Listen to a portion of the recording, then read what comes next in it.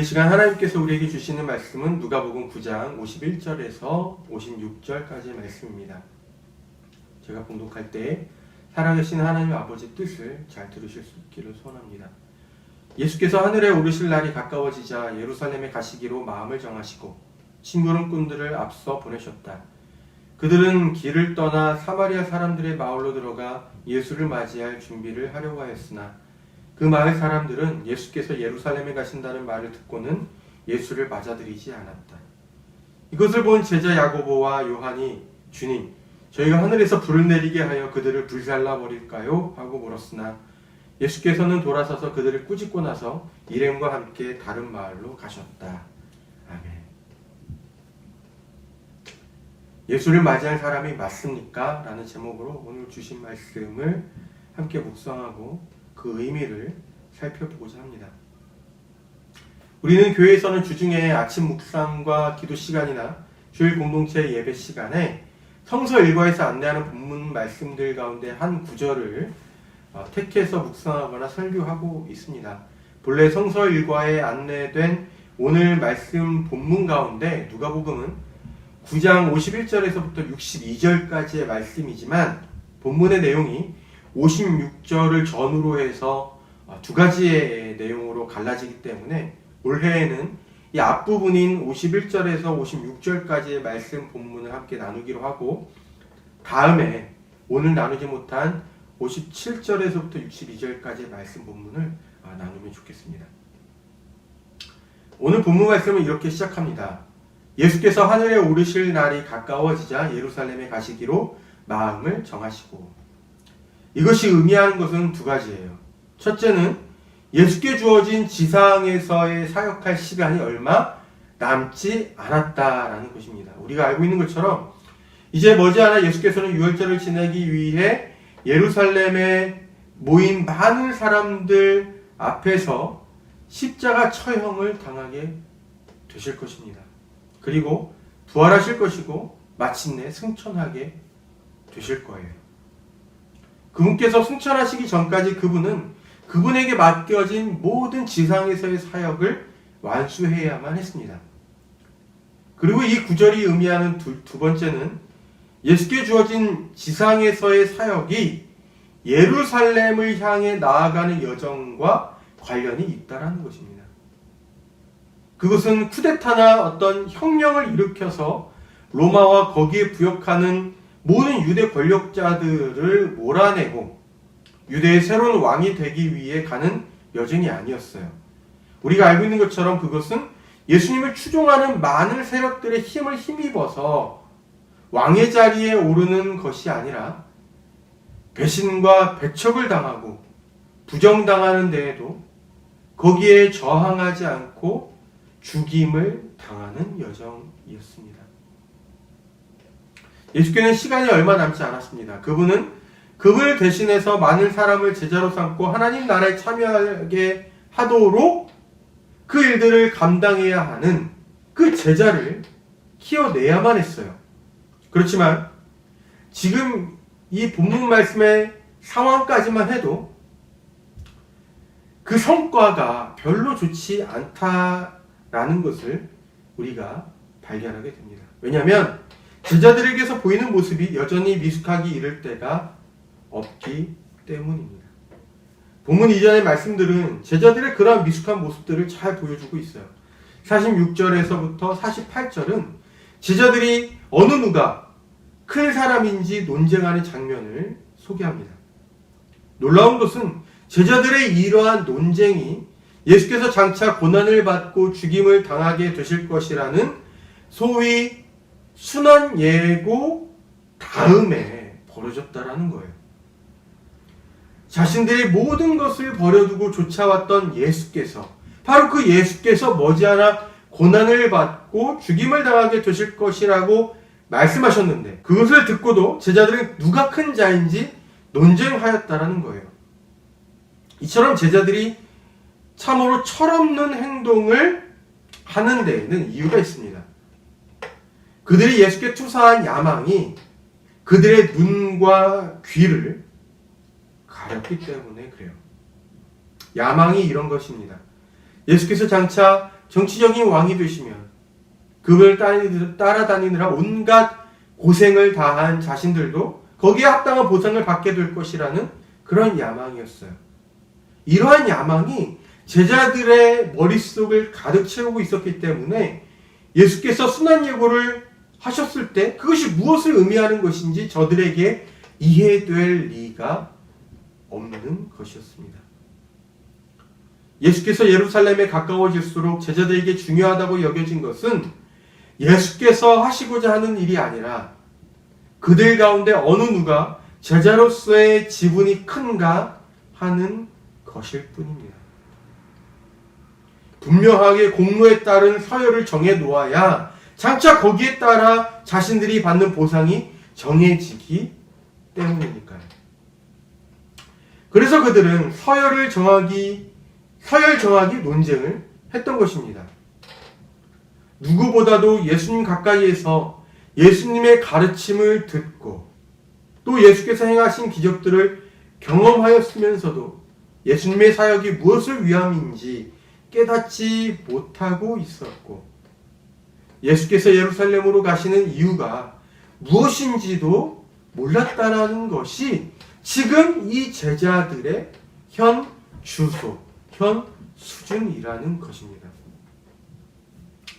49절과 50절의 내용도 제자들의 이러한 미숙함을 아주 잘 보여주고 있어요. 내용은 이러합니다. 한 퇴마사가 예수의 이름으로 마귀를 내쫓는 사역을 행하는 것을 이 제자들이 봤습니다. 그리고 그가 하는 일을 금지시켜요. 이유는 단순합니다. 그가 제자도 아닌데 그런 일을 행했기 때문에 그래요.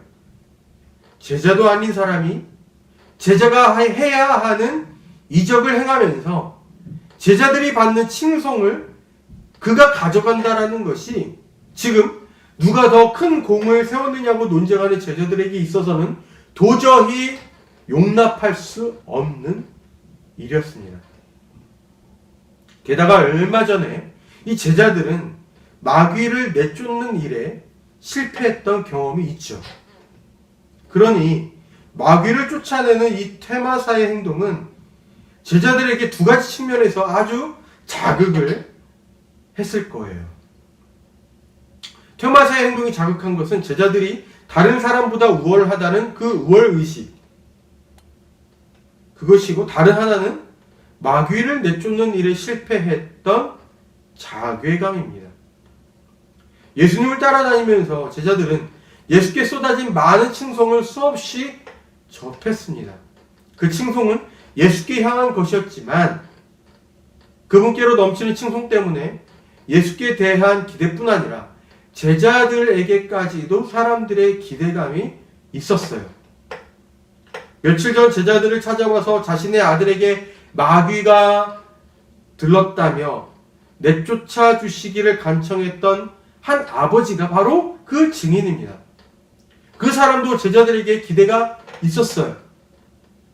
나는 남과 다르다. 우리는 다른 사람들과 다르다. 우리는 특별하다라는 자의식은 예수님의 사역이 사람들에게 칭송받을 때마다 제자들에게 더욱 강화되고 그것은 제자들에게서 자신들과 다른 사람들을 구분짓는 그리고 배타적인 태도로 나타났습니다. 제자들의 이러한 우월의식만이 아니라 그들이 가진 자괴감도 퇴마사에 대해 배타적인 태도로 대하게 만들었습니다. 그들은 마귀를 내쫓는 경험을 이미 가진 바 있어요. 사람들도 제자들이 행한 사역에 대해서 들었기 때문에 제자들에게 찾아와서 자신의 아이에게 들어간 마귀를 내쫓아 달라고 간청했던 것입니다. 하지만 그때의 제자들은 마귀를 내쫓아내지 못합니다. 실패한 것이죠. 오히려 그들은 그 자리에서 예수께로부터 책망을 들어야만 했습니다. 많은 사람들이 제자들이 행하는 그 기적을 보기 위해서 둘러서 있던 바로 그 자리에서 제자들은 사람들로부터 칭송을 받은 것이 아니라 마귀를 내쫓아서 칭송을 받은 것이 아니라 그 일에 실패했기 때문에 오히려 그 둘러선 많은 사람들 앞에서 예수께로부터 책망을 받았습니다. 그런데 이 퇴마사는 그 일에 성공하고 있으니 그것이 실패했던 그 제자들의 자괴감을 자극하기에 충분했던 것이죠. 자신들은 예수님을 따르기 위해서 모든 것을 버리고 왔는데 그러한 일도 행하지 않았으면서 자신들에게 와야 할 인정과 영광이 저 퇴마사에게로 돌아가고 있으니 퇴마사의 사역을 금지시키는 것이 자신들에게 옳은 것으로 여겨졌을 것입니다. 제자들에게 이러한 미숙한 모습은 오늘 본문 말씀에서도 드러나요.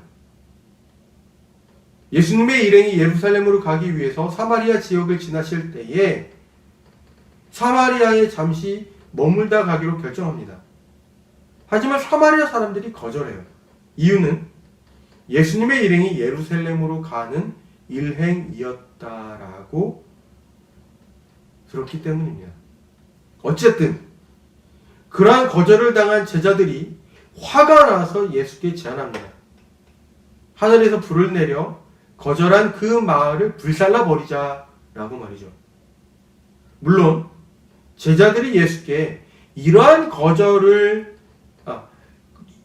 그들을 거절한 사마리아 마을에 불심판을 내리자고 이렇게 제안한 것에는 그들 나름대로 합당한, 아주 타당한 이유가 있었습니다.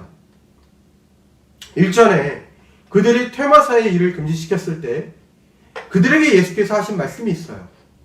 너희를 반대하지 않는 사람은 너희를 지지하는 사람이니 막지 마라. 그때 예수께서 하신 이 말씀은 제자들에게도 납득이 되는 말씀입니다. 퇴마사가 예수의 이름으로 마귀를 내쫓은 것이 예수님의 사역을 반대하는 측면에서 행한 것은 아니기 때문에 그래요. 그렇지만 사마리아 마을의 경우에는 조금 다릅니다. 그들은 분명히 예수님의 이름을 거절했습니다. 반대했어요. 그러니 사마리아 사람들의 행동은 제자들에게 있어서 그에 합당한 처분을 받아야 하는 행동이었습니다. 게다가 사마리아 사람들이 어떤 존재들이냐. 당시 유대인들은 사마리아 사람들을 사람으로 상종할 가치가 없는 종족으로 생각했습니다. 그것은 오래된 관습을 따라서 형성된 것이었어요. 오래전 아시리아가 북이스라엘의 수도인 이 사마리아를 점령할 때에 아시리아는 자국 사람들을 대거 사마리아로 강제 이주시키면서 사마리아 사람들과 결혼하게 하고 혼혈 정책을 추진하였습니다. 유대인에게 있어서 혈통이라는 것, 특히 아브라함의 자손이라는 이 혈통이 하나님께서 그들을 선택하셨다라는 이 민족의 정체성과 자긍심을 일깨워주는 것이기 때문에 이방인의 피가 섞여 있다라면 저들은 하나님의 선택받은 민족이라고 말할 수가 없는 것이에요. 따라서 유대인들은 아시리아인의 피가 섞인 이 사마리아 사람들을 불결한 민족, 부정한 민족으로 취급하였고 그렇게 배척해 왔기 때문에 바로 그때부터 이 사마리아 사람들은 유대 땅에 있는 예루살렘으로 제사를 드리러 올 수가 없었습니다. 그래서 사마리아 사람들은 하나님께 제사를 드리기 위해서 따로 성소를 만들죠. 그런데 주전 1세기경에 이 유대인에 의해서 사마리아인의 성소가 파괴되면서 옛적부터 이 유대인과 사마리아 사이에 있었던 그 깊은 감정의 골이 완전히 폭발하게 됩니다. 그 이후부터 지금 이 예수님 당시까지도 쭉 이어져 왔던 것이죠. 예수님 당시에 유대인들이 사마리아인에 대해서 가지고 있는 감정이나 사마리아인들이 유대인에 대해서 가지고 있는 이 감정 같은 것들은 아주 오랜 시간 동안 해묵은 것이라고 말할 수가 있고 그것은 서로를 향한 이 배척으로 작용하고 있었다라고 우리가 말할 수 있어요. 그러므로 유대인인 제자들에게 있어서 그런 사마리아인들을 처벌하는 일은 얼마든지 합당한 것으로 여겨졌죠. 이러한 이유들 때문에 제자들이 예수께 불심판을 제안했던 것입니다. 그것은 제자들에게 합당한 것이었어요. 하지만 그런 제자들에게 돌아온 것은 예수님의 책망이었습니다.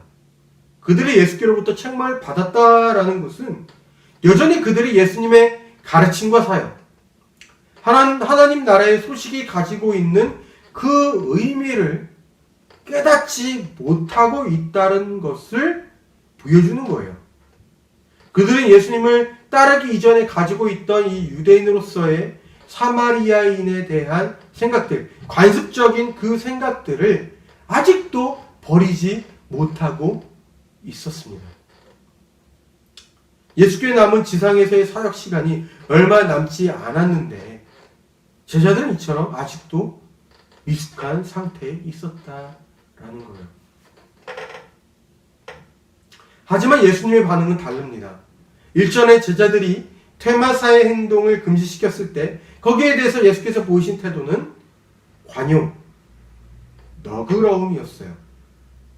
적어도 예수께서 퇴마사의 행동에 대해서 이해하셨다는 것은 이것입니다. 그가 비록 제자들의 일행에 속하지는 않았지만 예수의 이름으로 마귀를 내쫓았다라는 것은 예수의 이름에 그러한 능력이 있다는 것과 마귀를 내쫓는 예수님의 사역을 그 사람이 인정했다라는 것입니다. 그렇다면 그 사람을 통해서도 예수의 이름이 가지고 있는 이 하나님의 능력이 다른 사람들에게로 증명되고 있는 셈이니 그런 그의 사역을 금지할 이유는 없는 것이죠. 오히려 그가 그렇게 하는 것에 대해서 그에게 어떤 식으로든 작게나마 감사를 전하는 것이 더 적절한 반응일지도 모릅니다. 그리고 사마리아 사람들에 대해서 불심판을 내려야 한다는 이 제자들의 제안에 대해서 예수께서는 반대하셨습니다. 거절하셨어요. 예수께서 가르치시고 전파하신 하나님 나라의 관점에서 볼 때에 사마리아인에 대한 유대인의 관습적인 인식은 그대로 따라야 할 것이 아니라 오히려 전복되어야만 하는 것이었기 때문입니다. 가만 보면 예수님의 반응과 제자들의 반응이 이렇게 엇갈리는 것은 그들 일행이 똑같이 예루살렘으로 향하는 길에 서 있었지만 서로 다른 생각과 목적으로 그 길에 서 있기 때문입니다. 예수께서는 자기를 드러내고 자기의 힘으로 정치적인 악한 세력들을 몰아내어 왕위의 자리에 오르는 그런 류의 자기 실현, 그것을 위해서 예루살렘으로 가는 것이 아니었어요. 앞에서 언급했던 것처럼 오히려 자기를 부정당하고 배척과 배신을 당하면서 심지어 십자가에서의 아주 치욕스러운 죽임을 당하게 되더라도 묵묵히 겸손하게 자기에게 주어진 역할을 감당하는 것이었습니다. 그렇지만 제자들에게 있어서 예루살렘으로 가는 길은 이제 곧 정치적인 혁명이나 쿠데타가 일어나게 될 것이고 그것이 성공하게 되어서 그렇게 되면 자기들도 한 자리씩 차지하게 될 것이라는 이른바 자기 꿈의 실현과 자기 보상의 길이었어요. 자기가 인정받고 자기가 드러나고 자기가 높아지기를 바라는 마음이 그들 안에 있으니 그들을 거절하는 사람들을 용납하지 못했던 것이고 퇴마사의 일을 자신들의 영역을 와해시키고 침범하는 것으로 오해하고 배척했던 것입니다. 예수님의 길과 제자들의 길이 보여주는 이 극명한 차이는 이것을 깨닫게 해줍니다.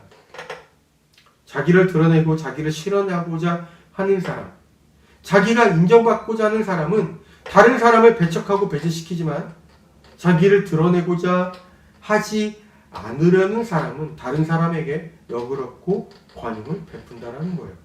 오늘날 한국교회가 사회로부터 많은 지탄을 받고 있습니다. 예수께서 가르쳐 주신 하나님 나라의 복음에 대해서 무슨 그러한 취급을 받을 만한 문제가 있어서는 아닙니다.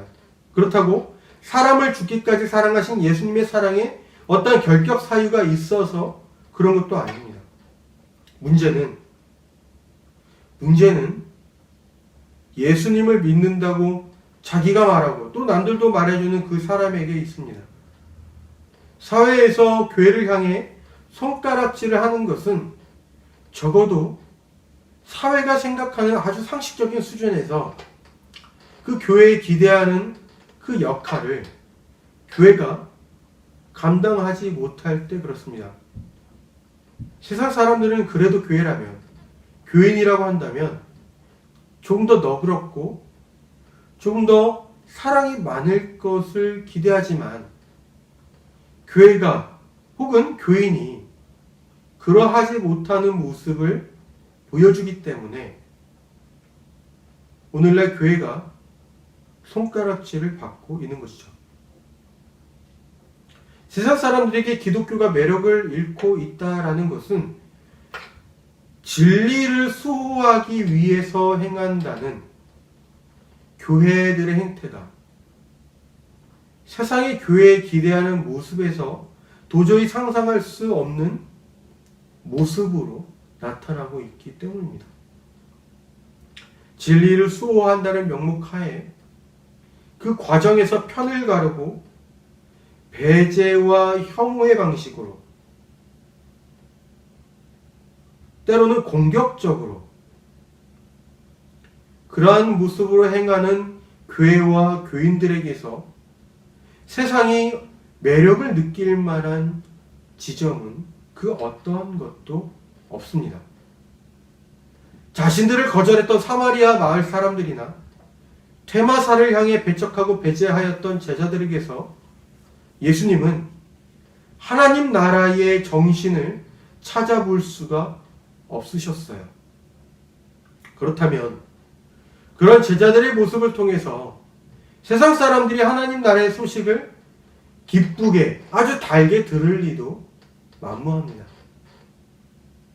교인들이 비상식적이고 배타적이고 때로는 심지어 공격적으로 세상 속에서 행동한다면 설사 그들의 그러한 행동이 제 아무리 진리를 수호하기 위함이라는 그 목적 아래에서 수행되는 것이라고 하더라도 그것은 결코 예수께로부터 칭찬받을 만한 행동이 아니라 오히려 예수께로부터 책망을 받을 만한 행동이라고 말할 수 있어요.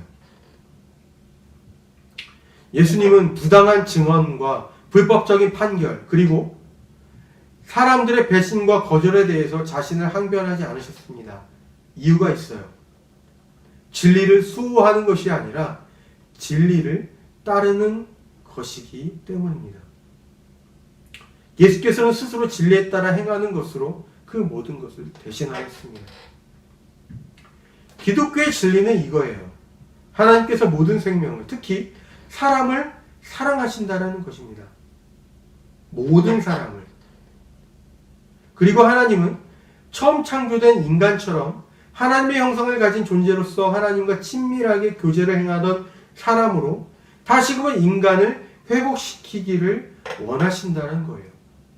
예수께서는 하나님과 인간 사이의 담을 허물기 위해 오셨고 마침내 하나님과 인간이 서로 화합하고 화해하도록 하셨습니다. 거기에는 어떠한 차별과 배제와 혐오도 남아있지 않아요. 모든 것이 극복되었어요.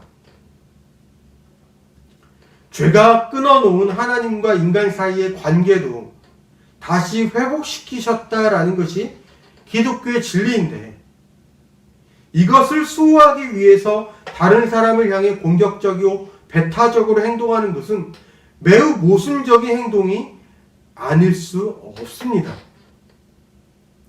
예수께서는 관용하고 너그러우셨는데 만일 관용하고 너그럽기 위해서 다른 사람을 향해 배제하고 공격적인 행동을 한다면 그것이 어떻게 예수님과 세상의 사람들에게 받아들여질 수가 있겠습니까? 오늘 성서 말씀은 우리에게 이것을 일깨워줘요. 진리를 수호하는 자가 되지 말고 진리를 따라 사는 사람이 되어라. 이것이 예수님의 이름을 내세우면서 다른 종교와 다른 사람을 향해 공격적이고 배타적인 방식으로 행동하는 교인들 혹은 교회들로 인해 몸살을 앓고 있는 오늘의 교인들과 교회들을 향하여 주님께서 주시는 말씀입니다. 진리를 수호하는 자가 되지 말고 진리를 따르는 사람이 되어라. 먼저 진리를 따라 행하신 예수님처럼 진리를 마음에 품은 사람들에게서 나타나는 관용과 너그럼, 또 진리를 따르는 사람들이 진리가 자유케 하는 그 자유함 속에서 살아가는 그러한 은총이 오늘 우리에게 나타나기를 빕니다. 기도하겠습니다. 주님께서 품으신 진리가 무엇인지, 진리를 품은 자로서 어떻게 삶을 사셨으며 무엇을 가르치셨는지, 그리고 무엇을 이루셨는지 저희가 분명히 깨달아 알게 하여 주십시오. 저희도 진리 안에 있고 진리가 저희 안에 있는 사람으로서 주님에게서 나타난 모습이 저희에게도 나타날 수 있게 하여 주십시오. 주님의 이름으로 진리를 수호한다는 명목으로 이 땅에 행해지는 배제와 폭력의 상황들을 보게 됩니다. 주님, 저들을 불쌍히 여겨주시고 진리 수호가 아니라 진리를 따라 행하는 자로서 회복시켜 주십시오. 성령님을 통해 저희와 함께 하시는 예수님의 이름으로 기도합니다. 아멘.